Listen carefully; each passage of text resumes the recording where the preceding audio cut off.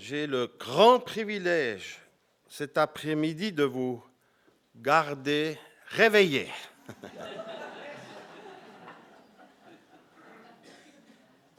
Qui c'est qui était là l'année passée?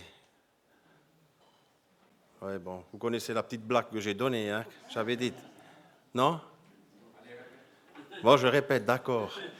Le pasteur, il prêche, et puis tout d'un coup, là, il voit un frère qui dort. Et puis il dit au frère qui est à côté de celui qui dort, mais réveille ton frère, là, qui dort. Il dit, réveille-le toi-même, c'est toi qui l'as fait endormir.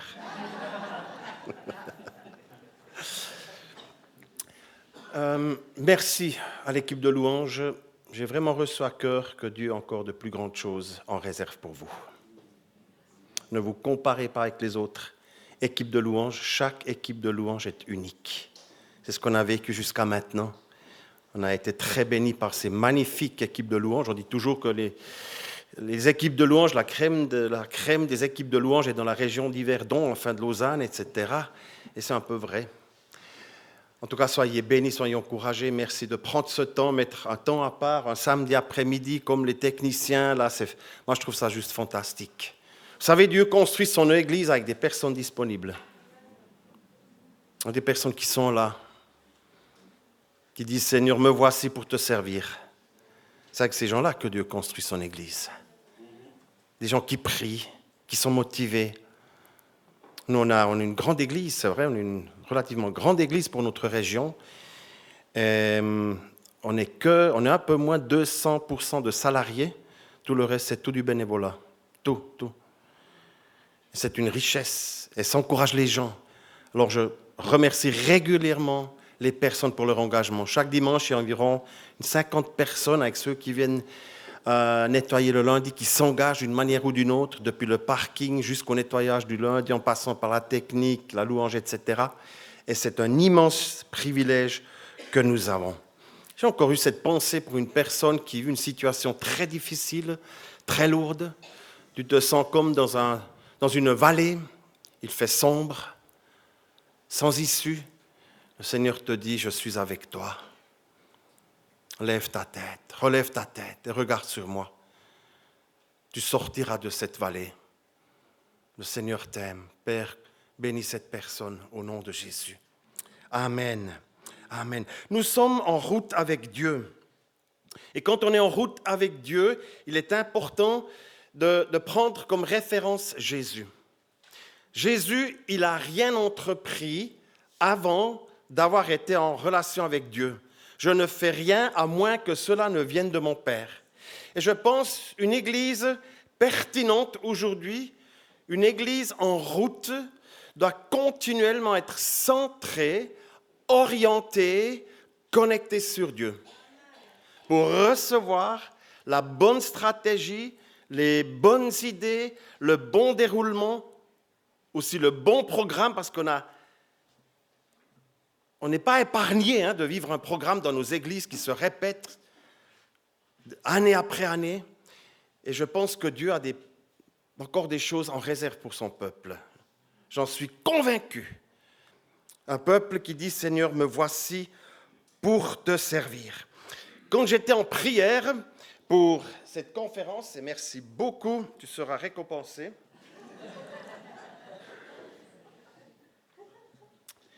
Quand j'étais en prière, quand je réfléchissais à cette conférence, j'ai reçu une parole que tout le monde a déjà entendu certainement au moins une ou deux prêches. 2 Chroniques 7, 14.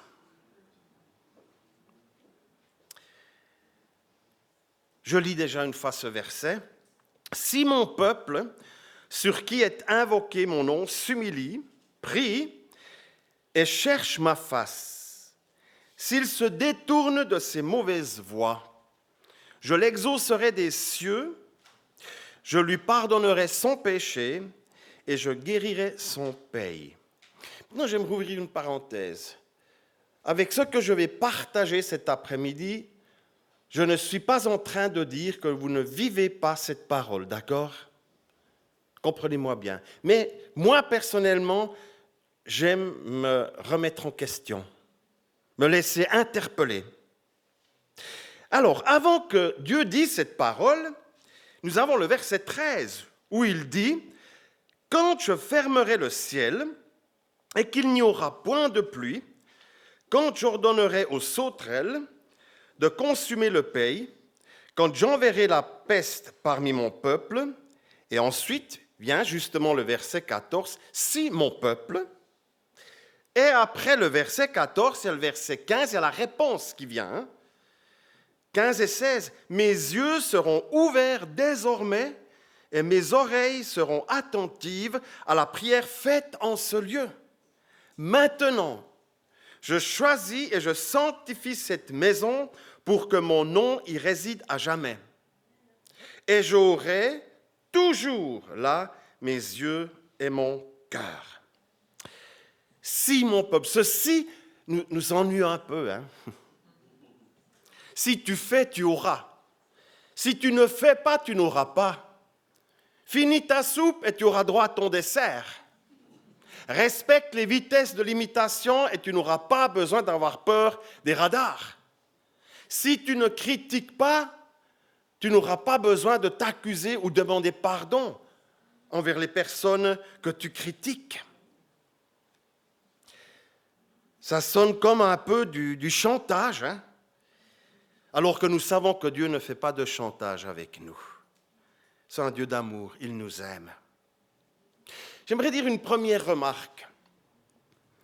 Dieu dit, si mon peuple, il s'agit du peuple de Dieu. Nous ne sommes pas le peuple du monde ou le peuple de la terre, tout simplement, mais le peuple de Dieu. Et en allemand, il est dit, wenn sich mein Volk, das nach meinem Namen genannt ist, mon peuple qui est appelé par mon nom. Nous sommes le peuple de Dieu, les rachetés de l'Éternel. Amen, ça doit nous encourager. Nous ne sommes pas n'importe qui, finalement. Nous sommes des fils et des filles du roi des rois, du Seigneur des seigneurs. Donc, le peuple de Dieu. Alléluia. Tu es une fille du roi des rois, un fils du roi des rois. Tellement important. Nous avons reçu une position en Dieu. Non pas pour faire les malins, non. Mais parce que Dieu nous aime et nous a rachetés par son Fils.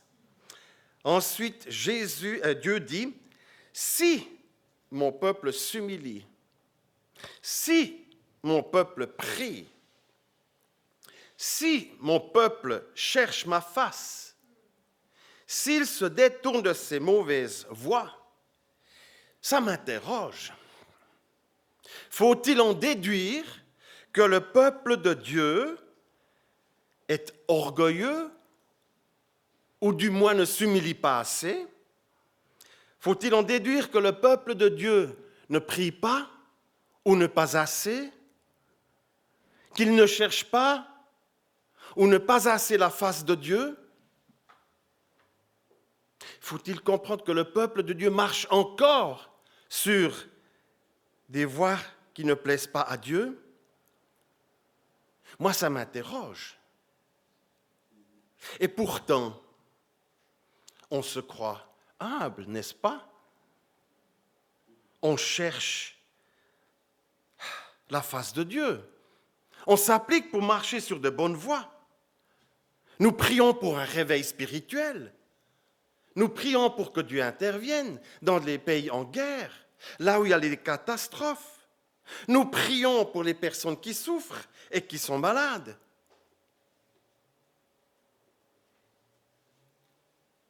Nos prières sont-elles plus exaucées aujourd'hui qu'il y a 5 ans en arrière? Que chacun puisse donner sa réponse.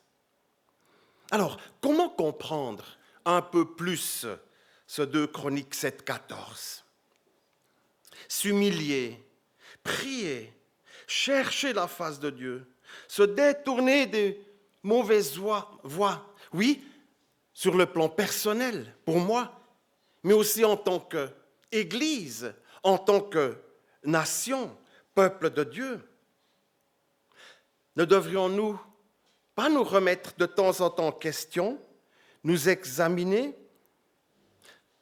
sommes-nous vraiment humbles? Suis-je humble? Est-ce que je marche humblement devant Dieu? C'est comme cet homme, hein? Il disait, moi je suis un homme tellement humble. Non mais franchement, je suis un homme tellement humble. Je suis fier de mon humilité.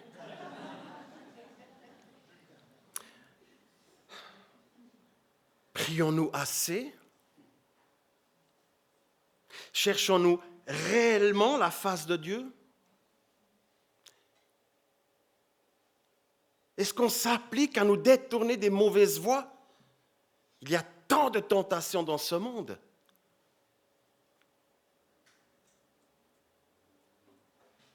Je répète, je ne suis pas en train de dire que vous ne le vivez pas, cette recherche, cette humilité, cette prière active. Mais posons-nous la question. S'humilier, c'est se soumettre à Dieu à 100%. Dieu résiste aux orgueilleux, mais il fait grâce aux humbles. S'humilier, demander pardon, parce qu'on a mis Dieu dehors de notre société, dehors de l'école, de la politique. On a mis Dieu dehors des entreprises. Et quand on met Dieu dehors, les bénédictions de Dieu se retirent. Et on est étonné. Et on accuse Dieu. Pauvre Dieu. Ne disons-nous pas que le monde souffre à tous les niveaux? On pourrait faire une longue liste. Oui, mais le premier qui souffre, c'est Dieu. Ce Dieu qui a tout prévu pour que l'homme puisse vivre dans un paradis, dans la joie, dans le bonheur. Il a tout prévu. Si le monde souffre, c'est un peu normal, parce qu'on a mis Dieu dehors. Dieu a tellement souhaité que l'homme puisse vivre dans une paix totale, absolue, et qu'il puisse vivre dans une relation profonde, régulière, authentique, nourrissante avec lui. Et aujourd'hui encore, Dieu souhaite tellement se révéler aux Suisses, aux habitants de la terre. Il souhaite tellement bénir chaque homme et chaque femme, chaque enfant, chaque grand-maman, chaque grand-papa. Mais quand on vit comme on veut, quand on néglige Dieu et sa parole, ça change. La deuxième chose que Dieu demande à son peuple pour qu'il puisse intervenir, c'est prier, intercéder, chercher sa face. Oui, seul, en petit groupe, dans l'assemblée, dans l'église. Joël 2, rassemblez le peuple, priez, jeûnez et criez à Dieu. Est-ce qu'on crie encore à Dieu? N'avions-nous pas autrefois des temps de prière dans nos églises où nous étions 1 heure jusqu'à 2 heures à genoux et on priait? Dans le livre, quand Dieu appelle, j'ai plusieurs témoignages de ce que nous avions vécu au début de l'église.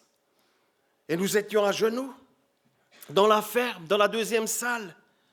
Parce que la première salle était trop petite, nous avons agrandi la ferme pour construire une salle de 120 places. Mais après quelques années, nous avons construit l'église, un bâtiment à côté pour 300 places, qui est devenu trop petit. Maintenant, on est descendu dans la vallée.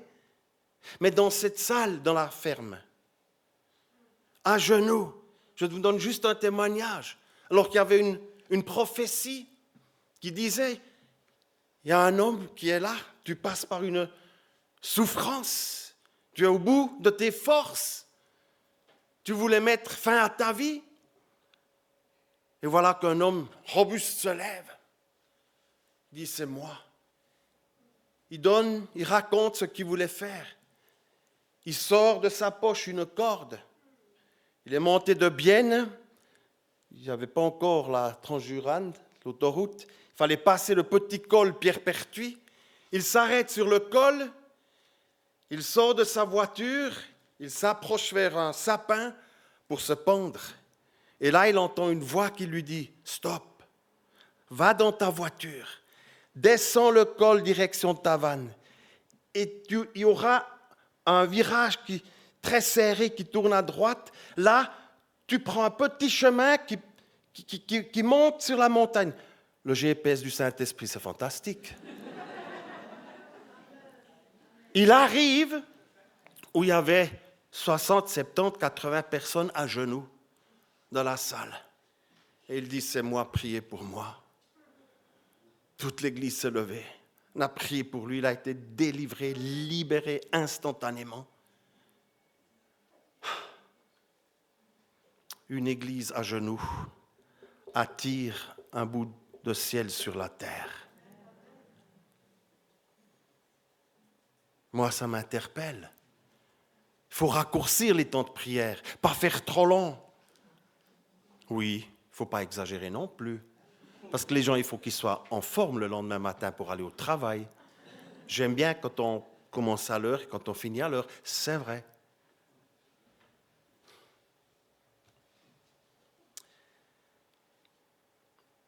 Nous voyons aussi ce qui pousse les gens à prier et à chercher la face de Dieu, c'est les souffrances, c'est les guerres, c'est les catastrophes. Que ce soit en Ukraine, ailleurs. Par milliers, par des dizaines de milliers, les gens se mettent à genoux et crient à Dieu. En Suisse, est-ce que la Suisse serait épargnée de la souffrance et des catastrophes avant qu'elle prie vraiment à Dieu? Je me pose la question. Je ne pense pas que Dieu dise « Oh, les Suisses sont comme sympas. Ils ont quand même commencé la Constitution fédérale en mon nom.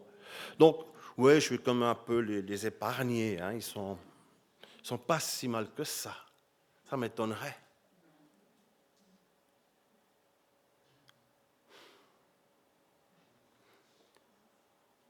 J'ai eu une image l'autre jour en préparant ce message. J'ai vu notre église. J'ai vu des centaines de personnes à genoux.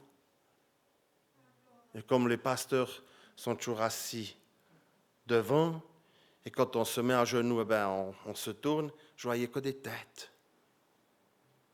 Notre salle, mais d'autres salles. J'ai vu des salles pleines avec des personnes à genoux qui prient, qui crient à Dieu et qui s'humilient.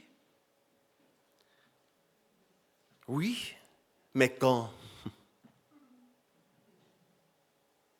Maintenant, quand tout va bien, ça serait tellement plus simple et ça serait tellement plus agréable maintenant que lorsque la souffrance frappe, lorsque les catastrophes nous touchent. Faut-il qu'en Suisse, le lait et le miel cessent de couler pour mobiliser la population suisse à chercher Dieu, à s'humilier, à crier à Dieu? L'avenir nous le montrera. Jésus n'a-t-il pas dit « Veillez et priez afin de ne pas tomber en tentation ». C'est de la prévention ce que Jésus a fait là. On parle beaucoup de prévention. Moi, je crois un enfant de Dieu qui est à jour avec Dieu, vraiment à jour avec Dieu, accumule une réserve pour les temps difficiles, pour rester debout lorsque nous sommes éprouvés, et nous passons tous par des épreuves. Mais malheureusement, il y a aussi des personnes, les yeux s'ouvrent seulement quand on est au fond du trou. Ensuite, on s'investit, on se donne de la peine, et c'est bien, et c'est juste, et on prie. Et une fois que ça marche, merci beaucoup. À la prochaine. Ça arrive aussi, et c'est dommage. Nous avons entrepris une chose, c'était la première fois que nous avons fait ça, il y a 3 semaines. Nous avons des personnes qui viennent de plus de 60 villages différents chez nous au culte.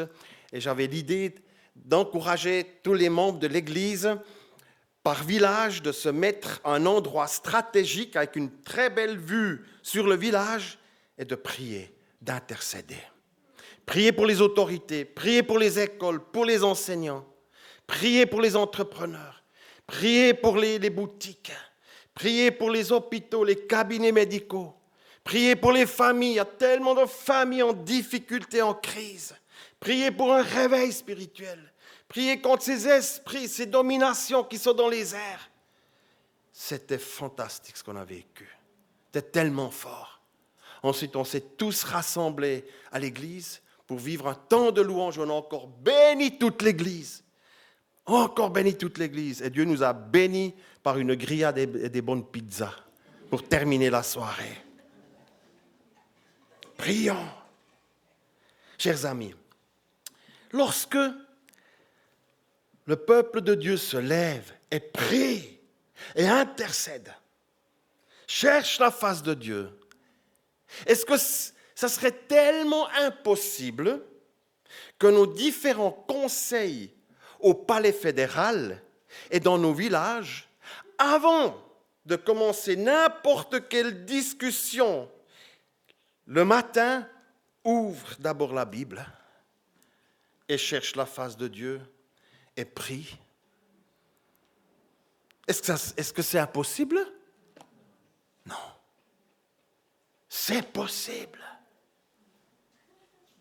Moi, je rêve de voir le Conseil fédéral, je rêve de voir dans les nouvelles le Conseil fédéral qui ouvre sa Bible. Verset. Il ouvre la Bible. Pendant qu'il est encore là, il faut qu'il se dépêche, lui. Et on prie, et on dit, Seigneur, nous avons besoin de toi. Ce pays a débuté en ton nom. Nous avons besoin de toi. Et c'est tellement impossible. La repentance. La repentance, c'est demander pardon à Dieu, reconnaître nos erreurs, nos péchés contre lui et envers lui. Et que nous avons besoin de lui et que sans lui, nous sommes perdus. Ésaïe a vu la gloire de Dieu. Il s'est écrié. Nous lisons cela dans Ésaïe 6, verset 5. « Malheur à moi, je suis perdu, car je suis un homme dont les lèvres sont impures. J'habite au milieu d'un peuple dont les lèvres sont impures. Et mes yeux ont vu le roi, l'Éternel des armées. » Dieu est saint, il est éternellement saint.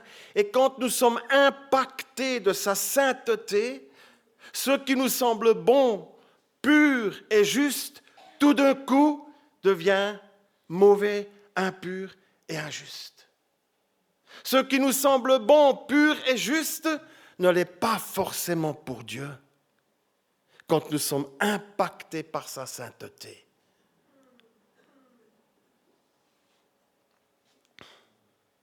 Dieu n'a rien en commun avec ce qui est impur, injuste, mal.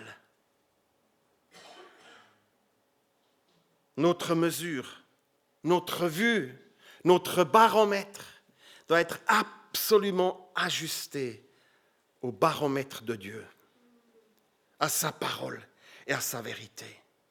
Un ange est venu avec une pierre ardente et a posé cette pierre sur la bouche d'Élie et il a été purifié. Nous avons été purifiés par le sang de Christ. Amen. Il a versé son sang à la croix et par ce sang qu'il a versé, nous devenons purs. La repentance, c'est lorsque notre conscience est réveillée, est interpellée. La repentance, c'est regretter amèrement et sincèrement mes péchés et celles d'une nation. La repentance nous pousse à crier à Dieu, à pleurer devant Dieu et à confesser nos péchés et celles d'une nation. La repentance nous fait arrêter de nous concentrer sur nous, sur nos idées, sur nos principes. La repentance nous fait dépendre totalement de Dieu et de sa parole et de sa présence. Un magnifique exemple de la parole de Dieu, c'est le Fils prodigue. Il s'est rendu compte de son état. Et parce qu'il s'est levé, parce qu'il a fait demi-tour, parce qu'il a pris une décision et parce qu'il est rentré, Jésus dit, ce fils était perdu, il était mort. Et il a été retrouvé et il est revenu à la vie. Prions pour de telles repentances. Et soyons nous-mêmes impactés par un tel esprit de repentance. Ensuite, la troisième chose que Dieu demande à son peuple, c'est de se détourner des mauvaises voies. Sur quelle voie marchons-nous? Celle de la parole de Dieu ou par le rythme que nous donne le monde? Nos vies sont-elles conformes à la parole de Dieu, à la volonté de Dieu? C'est quand nous lisons sa parole, c'est quand nous étudions sa parole que nous pouvons nous mesurer. Prenons du temps pour lire la parole, pour nous laisser interroger, éprouver. Comme David disait dans le psaume 139, « Sonde-moi, ô Dieu, et connais mon cœur. Éprouve-moi et connais mes pensées. Regarde si je suis sur une mauvaise voie et conduis-moi sur la voie de l'éternité. » Quelle humilité de cœur! Quelle humilité! Prions encore et encore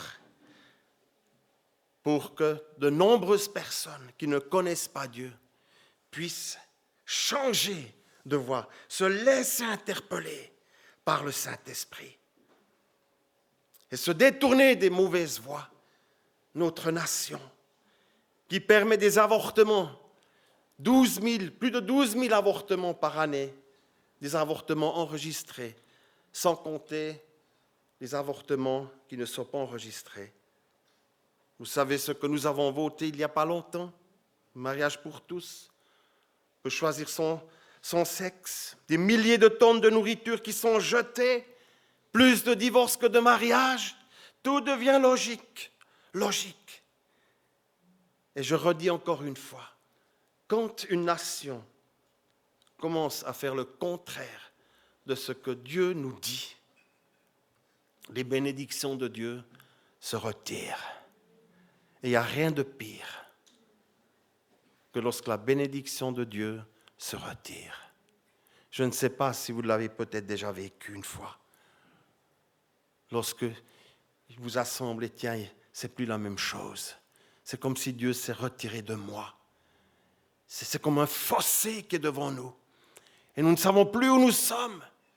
Par la grâce de Dieu, lorsqu'on s'approche de Dieu, il nous reçoit, il nous relève, il nous encourage.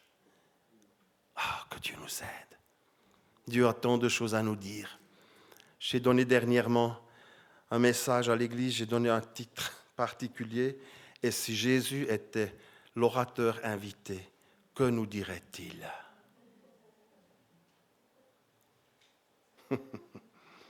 Que nous dirait-il? Et je suis arrivé à la conclusion de ce Jésus cet orateur qui se tiendrait à la sortie du culte.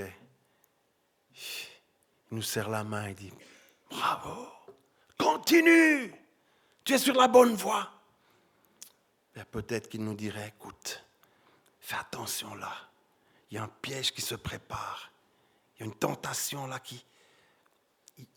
fais attention, renonce. Et la plus belle image, c'est, j'ai vu Jésus qui a pris des personnes dans ses bras pour les consoler, pour les encourager. pour leur dire, tu es tellement génial, tu es tellement merveilleux, merveilleuse, tu es tellement fidèle. Que nous dirait-il? Je ne sais pas si c'était toi qui disais ça ce matin, Claude. 1 heure où on est juste à l'écoute du Seigneur. Et si on vivait une fois un culte, on fait une introduction, puis on dit maintenant on va écouter le Seigneur. Moi, ça m'a touché. Ce n'est pas impossible que je vais le faire prochainement chez nous. Donc si vous suivez en streaming, ce ne sera pas particulier pour vous. Non mais les amis, c'est tellement vrai. On discute, on raconte, on blague, on discute, on raconte, etc. Puis le Seigneur, lors des cultes, qu'est-ce qu'il voudrait encore nous dire?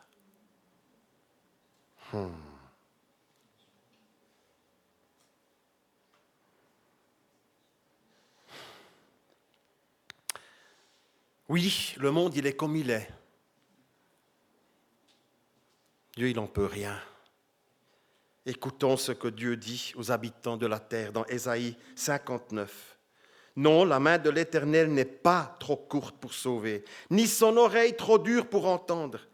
Mais ce sont vos crimes qui mettent une séparation entre vous et votre Dieu. Ce sont vos péchés qui vous cachent sa face et qui l'empêchent de vous écouter. Car vos mains sont souillées de sang et vos doigts de crime. Vos lèvres profèrent le mensonge et votre langue fait entendre l'iniquité. Ne vivons-nous pas dans un tel monde aujourd'hui où le sang coule à longueur de journée? Et pour que le monde change, nous avons la recette. Si mon peuple, continuons, chers amis, continuons la route. Ézéchiel 22, 30. Je cherche parmi eux un homme qui élève un mur, qui se tienne à la brèche devant moi en faveur du pays, afin que je ne le détruise pas. Tiens, mais je n'en trouve point. C'est dramatique. Je suis content parce que ça a bien changé. Je le crois du moins. Je veux croire que nous puissions faire partie, nous tous, avec des millions dans ce monde, qui se tiennent à la brèche devant Dieu, en faveur du pays. Amen. Tellement important. Ésaïe 6, 8. J'entendis la voix du Seigneur disant, qui enverrai-je? Qui marchera pour nous? Je répondis, me voici, envoie-moi. Se décider à suivre Jésus à 100%. Aide-moi, Seigneur. J'aime beaucoup cet exemple parmi d'autres dans la Bible de ces 3 hommes, Shadrach, Meshach et Abednego, que lorsque le roi Nebuchadnezzar a construit une tour très grande en or et qu'une loi est sortie en disant que tout le peuple doit adorer maintenant cette statue. Mais ces 3 hommes de Dieu ne se sont pas laissés influencer par les paroles de ce roi. Ils ont continué à adorer Dieu. Et le roi a dit, tous ceux qui n'adoreront pas cette statue, vous connaissez l'histoire, seront jetés dans la fournaise. Ces 3 hommes ont été chopés et il les a fait jeter dans la fournaise. Il a dit, il faut d'abord qu'on chauffe le four 7 fois plus. Je ne sais pas pourquoi il avait cette idée, ce roi, parce que tous ceux qui ont fini dans le four, ils ont cramé, je ne sais pas pourquoi 7 fois plus. Enfin, je pense peut-être qu'il s'est dit, ces 3 hommes, c'est des durs à cuire.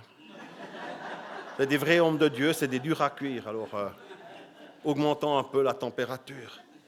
Il les jette, il est là, le roi, et puis il regarde là, puis il dit, 1, 2, 3, 1, 2, 3, 4. 4, mais qu'est-ce qui se passe? On a jeté 3. Ils sont 4. Au lieu de les détruire, ils se multiplient. Pourquoi? Parce que Dieu y était. Dieu y était par son ange. David a vaincu Goliath. Pourquoi? Ce petit David, le plus petit contre le plus grand. Pourquoi il l'a vaincu? Parce que David a placé Goliath à côté de Dieu. Et du coup, ce Goliath est devenu tout petit. Et pourtant assez grand pour ne pas le louper. Plaçons ce qui nous préoccupe. Plaçons nos défis. Plaçons ce monde à côté de Dieu. Les amis, ensuite vient la réponse. J'exaucerai des cieux mon peuple, s'il prie, s'il cherche ma face, s'il continue à rester en route pour moi, j'exaucerai des cieux, je lui pardonnerai son péché et je guérirai son pays. C'est ce qui va se passer lorsque nous mettons encore et encore en pratique 2 Chroniques 7,14. Sinon, cette parole serait fausse. Dieu est Dieu, il ne se trompe pas. Il ne s'amuse pas avec nous. Jérémie 29, 11, vous me chercherez et vous me trouverez si vous me cherchez, comment? De tout votre cœur, habitants de la terre. Dieu se laisse trouver. Mettons encore et encore en pratique la parole de Dieu. Mes yeux seront ouverts désormais et mes oreilles seront attentives à la prière faite en ces lieux. Quel lieu? Notre maison, premièrement, notre lieu d'habitation, mais aussi lorsque nous sommes réunis en petits groupes, ou lorsque nous sommes réunis tous ensemble, et je sais que demain, il y aura des temps de prière. Les yeux du Seigneur seront ouverts demain en ces lieux. Moi, je le crois. Maintenant, je choisis et je sanctifie cette maison. Quelle maison? Ta maison d'habitation, ton lieu de travail, là où tu es, là où nous sommes. Pour que mon nom y réside à jamais. Et j'aurai toujours là mes yeux et mon cœur. Chers amis, Dieu appelle. Suivons et répondons encore et encore son appel. Pour que Dieu exauce, pour que Dieu intervienne. Nous avons le remède. Oh, que Dieu m'aide, que Dieu nous aide. Alléluia. Proverbe 11, 11. La ville s'élève par la bénédiction des hommes droits, mais elle est renversée par la bouche des méchants. Et je pense qu'une église pertinente, crédible, est une église qui met en pratique 2 Chroniques 7,14 et bien plus, et qui apporte un message rempli d'espérance et inspiré de Dieu. Et ceci dans un monde qui se perd. Chers amis, il y a des centaines de personnes autour de nous qui cherchent de l'aide, ne savent plus où ils sont. Et ensuite, si nous comprenons 2 Chroniques 7,14, je pense que nous nous engageons aussi envers ceux qui ne connaissent pas encore Jésus. Parce que mettre en pratique 2 Chroniques 7,14 pour que Dieu, d'une manière ou d'une autre, apaise et intervienne, c'est ce qu'on espère, c'est une chose. Mais l'autre réalité, c'est qu'il y a encore des milliers, des millions en Suisse à sauver. Une église qui met en pratique la parole de Dieu s'investit pour le salut du plus grand nombre. 2 Pierre 3, 9. Le Seigneur ne tarde pas dans l'accomplissement de la promesse, comme quelques-uns le croyaient. Vous l'avez déjà entendu, mais ça fait longtemps qu'on dit qu'il revient. Mais la réponse est là, mais il use de patience envers vous, ne voulant pas qu'aucun périsse, mais voulant que tous arrivent à la repentance. Moi, je comprends 2 choses ici. Le Seigneur ne tarde pas. Et si l'Église de tous les temps avait toujours évangélisé comme Jésus l'avait demandé à ses disciples jusqu'à maintenant, peut-être que Jésus serait déjà venu, parce que le nombre serait atteint. Et l'autre chose,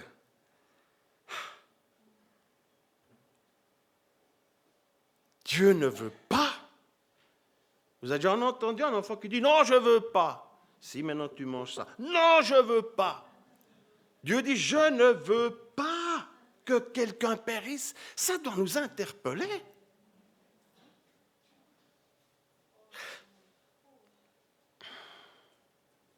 Nous sortons régulièrement,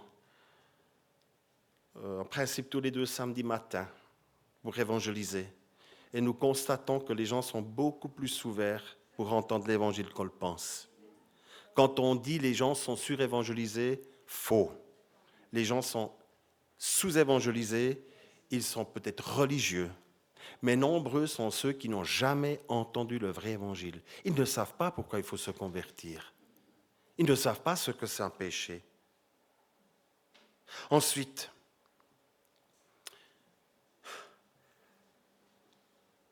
pour beaucoup de personnes non chrétiennes, l'Église est devenue une institution. Hein? L'Église est devenue une organisation religieuse. Pour certains événements, pour les baptêmes, hein, quand un enfant est né, il faudrait comme le baptiser. Hein. Et puis, bon, il faut quand même confirmer, ça fait un peu partie de la logique. Bon, hein. Longtemps plus tout le monde suit le catéchisme. Ensuite, pour ceux qui se marient encore à l'Église, et pour les enterrements. D'une manière ou d'une autre, chers amis, l'Église a perdu sa crédibilité, sa vocation, et je dis Église avec un grand E, sa pertinence, son premier appel, qui est d'aller expliquer aux gens. Acte des apôtres a été comme perdu. Le monde a une fausse image de Dieu. Ils ne savent pas ce que l'Évangile peut leur apporter. Ils ne connaissent pas la puissance de l'Évangile. Et ce que l'Évangile peut et veut transformer. Pourquoi? Parce qu'on l'a mal communiqué. C'est ça, elle a dit. Nous ne voulons pas jeter la faute aux autres, mais on doit se remettre en question. Est-ce que je suis, moi, pertinent? Est-ce que mon Église est encore pertinente? Moi, ça m'interroge. Si on n'explique pas, les gens ne vont pas comprendre. Combien de personnes ont compris lorsque j'ai pris du temps et j'ai commencé à 0? Création du monde. Je ne vais pas le faire parce que sinon ça ferait trop long. Mais il faut expliquer aux gens. Et ils comprennent. Vous savez, je le dis encore une fois, les gens sont plus ouverts pour l'Évangile qu'on le pense. Mais c'est notre peur, c'est notre gêne qui nous retient. En tout cas, moi, j'ai encore à grandir là-dedans. Aborder quelqu'un, Turning. Hein? Je ne sais pas, il y a des personnes qui participent à Turning. Moi, je vous encourage vivement. C'est vraiment un principe, les amis. Il est bon, ce principe. On n'a pas le temps de parler de ça, mais il est bon. Vous savez ce qui me réjouit? Si à la fin d'une journée, je peux amener quelqu'un à Christ. Dernièrement, un jeune avocat, il vient chez moi et me dit « Comment faire pour mener une meilleure vie ?» J'ai dit « Ouh là là, quelle belle question. Ouh, j'ai la réponse. Prenez place. Qu'est-ce que tu veux, boire un café ou bien ?» Ce Ramon qui vient, qui a été racheté, abandonné par la famille. Son père est un monstre. Il vient, dit « S'il vous plaît, aidez-moi, aidez-moi. » On lui explique l'amour de Dieu. Il donne sa vie à Christ. L'autre jour, j'étais dans un restaurant de notre village où justement la femme de celui qui tient le restaurant s'est convertie à Turning et puis lui, il est encore assez partagé. Et tout d'un coup, on a pu parler pendant 1 heure sur la foi. Puis il m'a dit, mais ça m'interpelle ce que tu dis, Marcel. Ça m'interpelle. Une autre fois, j'étais dans un autre restaurant, vous allez dire, celui-là, il est seulement au restaurant, quoi. Puis la serveuse qui vient, qu'est-ce que vous boire? Je dis, qu'est-ce qu'il y a? Vous avez un problème? Ouais, j'ai des immenses douleurs. Je dis, je peux prier pour vous? J'ai prié pour elle. Elle a été guérie. C'est ce courage qu'il nous faut. Moi, ça m'interpelle. Vous savez, On vient de vivre un drame. La semaine passée, un de mes petits cousins, à l'âge de 17 ans, à 5 heures du matin, s'est jeté sous le train. Il a été déchiqueté. Ils habitent à 150 mètres de chez nous. Avant de venir au séminaire, j'ai encore passé chez les parents pour prier avec eux. Ils croyaient en Dieu, mais ouais. Et à l'enterrement, une foule de jeunes. Mais ils ont pleuré, ils ont pleuré, ils ont pleuré. Et nous avec eux. Et j'étais là, rempli d'une compassion, puis j'ai dit, Seigneur, combien de jeunes ici ont peut-être déjà pris ou organisé une tentative de suicide. J'ai vu une jeunesse sans issue, bloquée, triste, sans perspective. Je me suis dit, comment les aider? Comment s'approcher d'eux? Qu'est-ce que l'Église peut entreprendre? Y a-t-il assez de lieux dans nos villages, dans nos villes, où les gens savent où aller pour chercher de l'aide, comme ce jeune? La famille n'a jamais rien remarqué qu'il n'allait pas bien. Et pourtant, il allait mal. Dans les villages, tout le monde sait où est le Lidl. La Migros, il y en a une, la gare. Mais est-ce que les gens savent où il y a une famille chrétienne?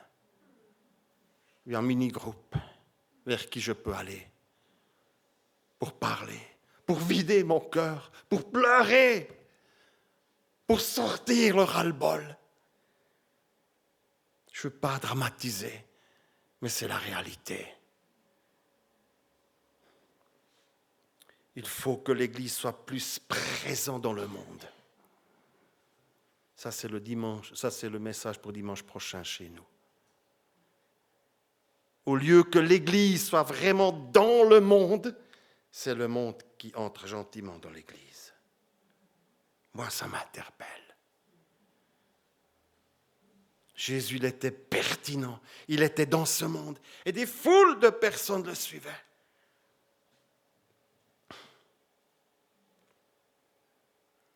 Prenons du temps pour aller à la rencontre de ceux qui souffrent. Prenons du temps. Mettons-le dans le programme de notre semaine. C'est tellement important.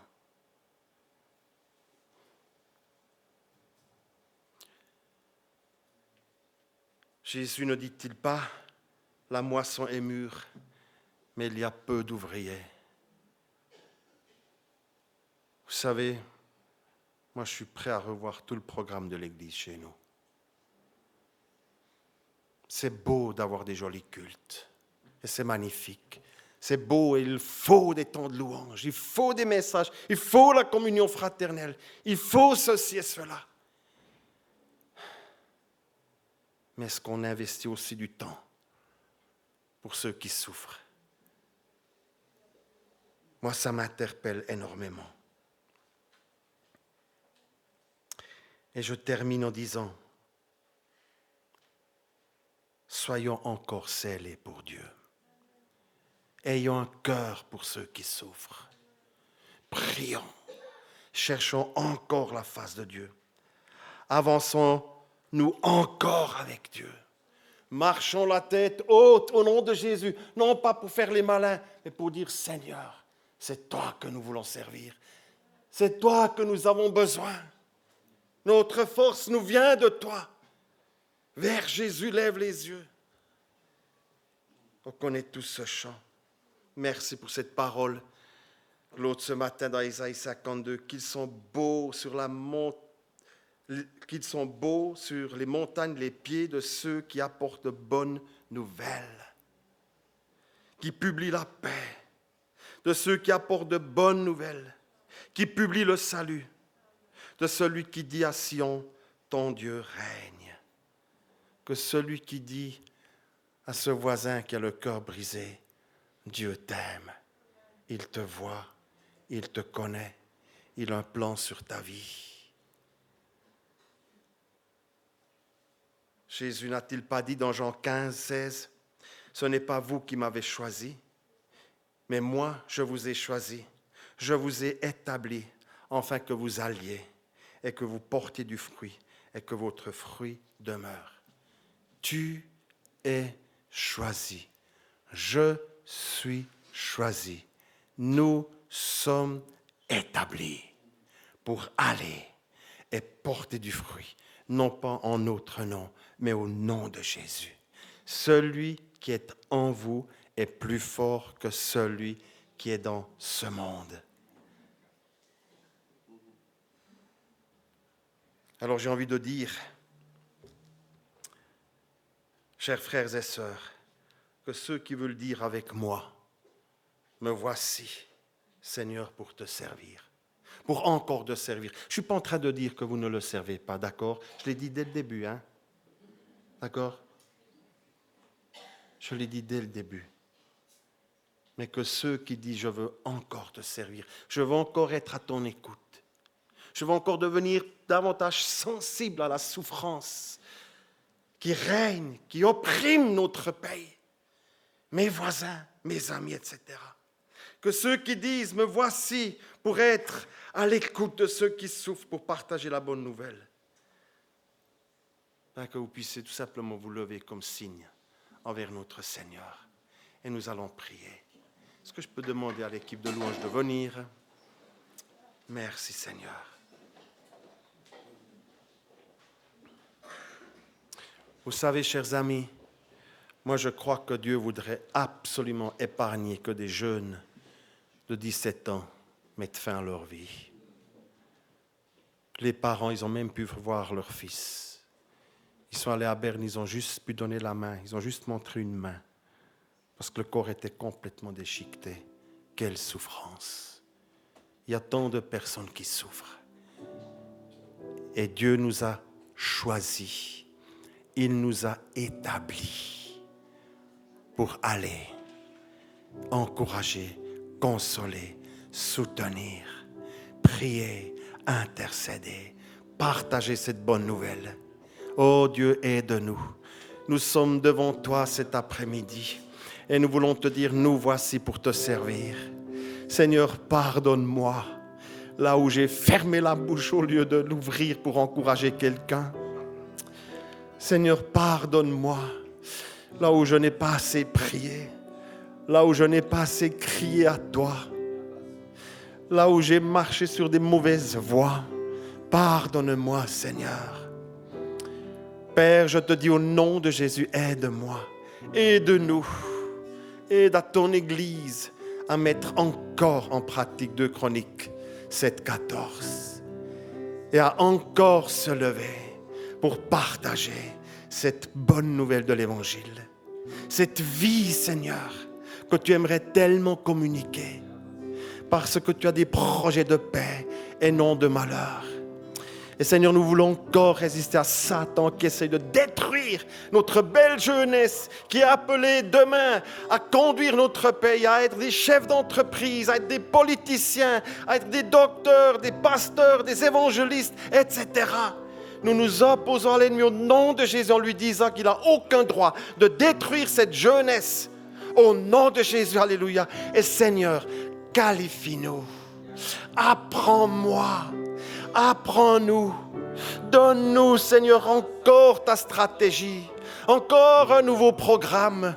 Donne-nous encore, Seigneur, une nouvelle perspective, une nouvelle manière de communiquer ce qui vient de toi pour ceux qui ne te connaissent pas encore et particulièrement pour notre jeunesse. Seigneur, apprends-nous à nous mettre à ton écoute pour les 5 années qui sont devant nous, par exemple. Seigneur, nous ne voulons pas vivre un dimanche après l'autre, un culte après l'autre, comme, tout simplement pour les vivre. Mais nous voulons davantage entrer dans ce que tu as prévu pour nous. Parle-nous, conduis-nous, inspire-nous, Jésus, par ton Esprit Saint. Au nom de Jésus, nous voici pour te servir. Nous voici devant toi, Seigneur. Je te dis avec mes chers frères et sœurs, nous avons besoin de toi. Nous avons besoin de toi. Nous nous libérons au nom de Jésus de tout ce qui nous retient. pour être davantage à ton écoute, pour te servir davantage, Père. Nous nous libérons au nom de Jésus de tout ce qui nous retient, de tout ce qui colle après notre peau, Seigneur.